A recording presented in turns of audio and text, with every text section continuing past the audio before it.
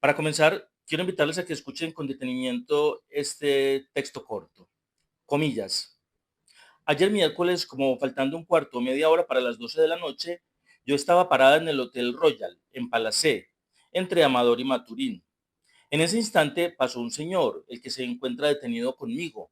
Dialogamos un rato. Al momento él me invitó a dormir, que nos fuéramos a dormir, pero entonces yo le dije a él que no era mujer, sino homosexual. Yo estaba vestido de mujer.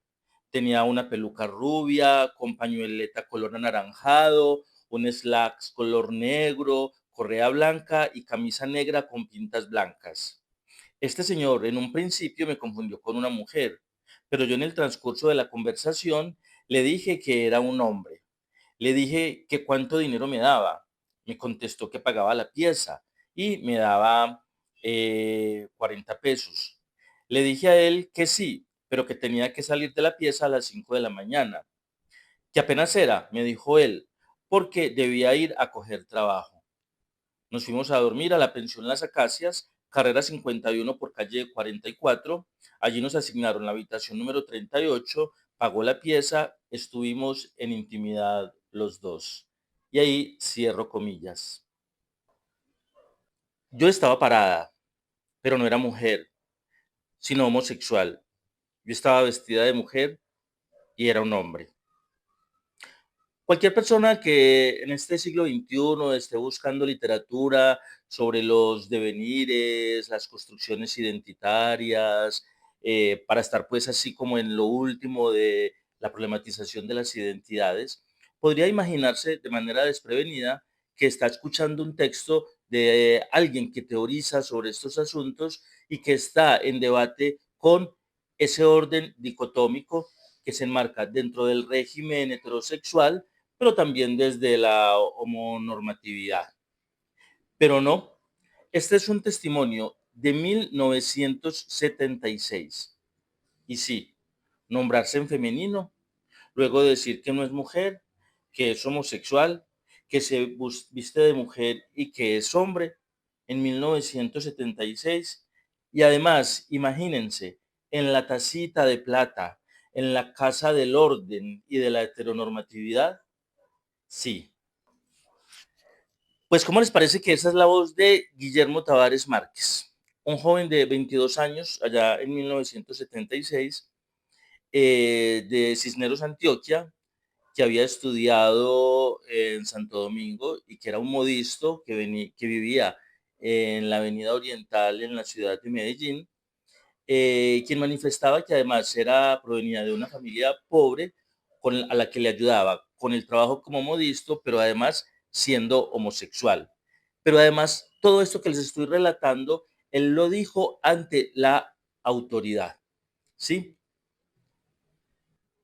Imaginémonos entonces hace 50 años, fue en el 76, 49, 50 años, Guillermo Tavares diciendo esto ante la autoridad, nombrándose y ubicándose por fuera de lo establecido por la dicotomía heteronormativa, y estaba diciendo ante la inspectora Manuela Barretos de la Inspección Tercera Municipal que había ido allá por su iniciativa junto con Jesús Antonio Serna, con el que había hecho el negocio, el acuerdo para irse a dormir, o bueno, a dormir no, a tener sexo y amanecer en la residencia, pero que luego de haber tenido el encuentro sexual, Serna no esperó hasta las 5 de la mañana, sino que ya pasada la medianoche, entonces dijo que ya se quería ir y no iba a pagar pues lo que habían acordado.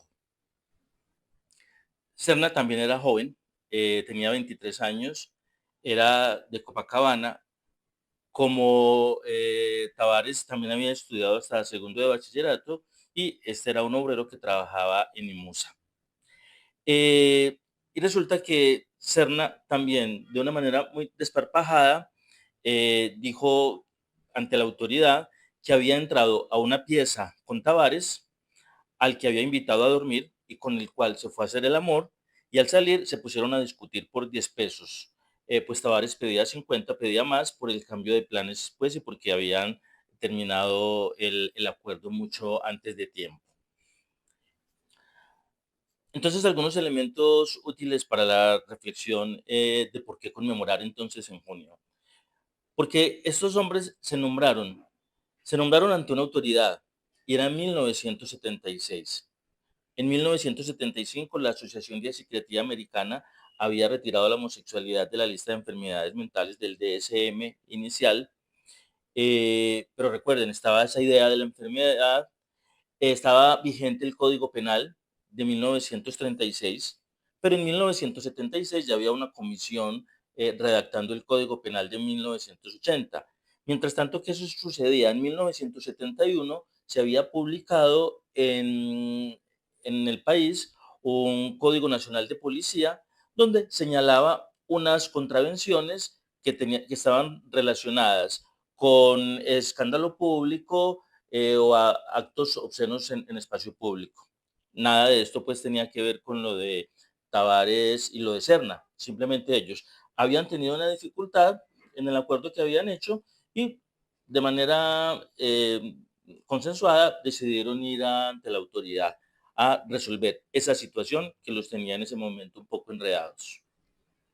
Y entonces quiero llamar la atención sobre la inocencia, la autodeterminación, eh, lo normalizado que tenían su forma de nombrarse, su identidad, o lo podríamos nombrar desde otras términos hoy más contemporáneos, sus procesos de subjetivación, su empoderamiento, permitían entonces que Tavares dijera ante la autoridad: yo digo que soy homosexual desde que estaba pequeño y a eso me he dedicado.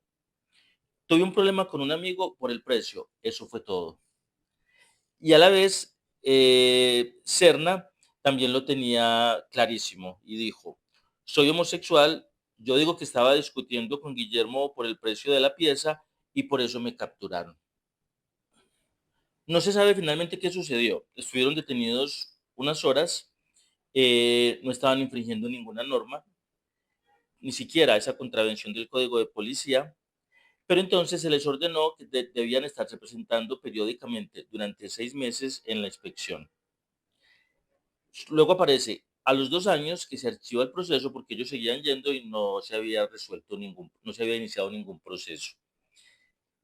Pero bueno, traigo la memoria de Guillermo Tavares y de Jesús Serna porque muchas personas a lo largo de la historia se han nombrado, han vivido sus procesos de subjetivación, de reconocerse como lo que son, lo que han vivido, lo que han experimentado, nombrarse desde ahí e incluso llegar a hacerlo ante una autoridad cuando considerábamos que eso podría ser imposible.